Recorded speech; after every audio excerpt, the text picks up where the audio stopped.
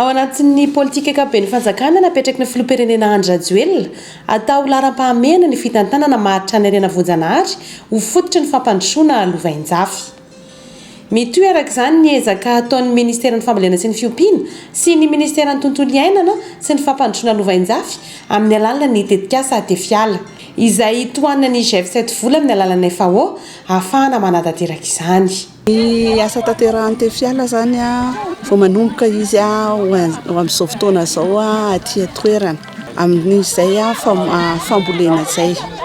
amin'ny matetikasa fanatsarana ny endri-tany sy fanarenana ifotony ny ala dia misy ihany koa ireo hazo izay volena toy ny kininina, ny rotra, ny akasia, ny grevelia.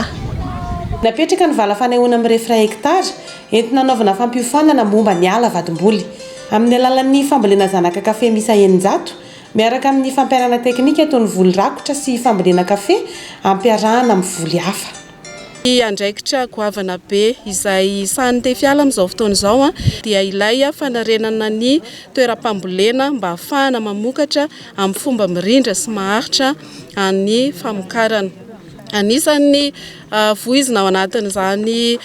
fanarenana ny endri-tany izany ny ala vadimboly na ilay antsoina hoe agroforesterie izay misahana indrindrandrindra ny fambolena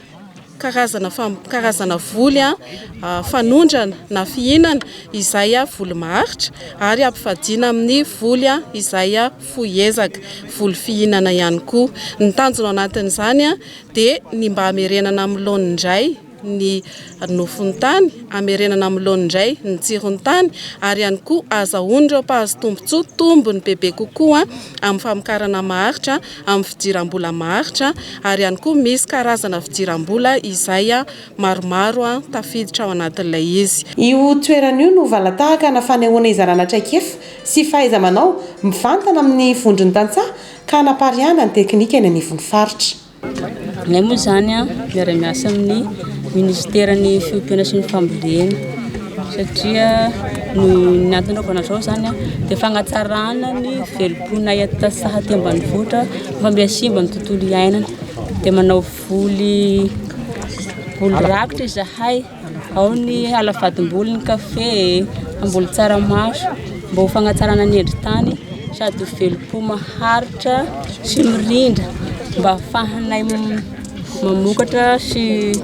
sy hanana fidiram-bola. Misaotra betsaka ny mpitondra fanjakana satria zao noho tanteraka dia avy amin'ny mpitondra fanjakana nanome anay an'izao tetikasa zao dia makasitraka ny mpitondra fanjakana zany izahay avy ety amin'ny commune Andranomiditra. Ny 3 sy 4 aprily no nanatanteraka izany tompony andraikitra solitena avy eo amin'ny Ministeran'ny Fambolena sy ny Fiompiana sy ny talemparitra ny fambolena sy ny Fiompiana Matsiatrambony ary ny tetikasa Tefiala. Ny asa tao amin'ny Sandrika Andriamainty, commune Andranomiditra, endri-tany Valanony, distrikan'ny Vohibato, izay nametrahana vala fanehoana ho entina manatanteraka ny fitantanana maharitra ny tany niaraka tamin'ireo tantsaha sy tompony andraikitra eny an-toerana. Antenaina ary ny tondra fanantenana ho an'ny fotony ny asa fampandrosoana maharitra ho amin'ny famokarana entin'izy ireo.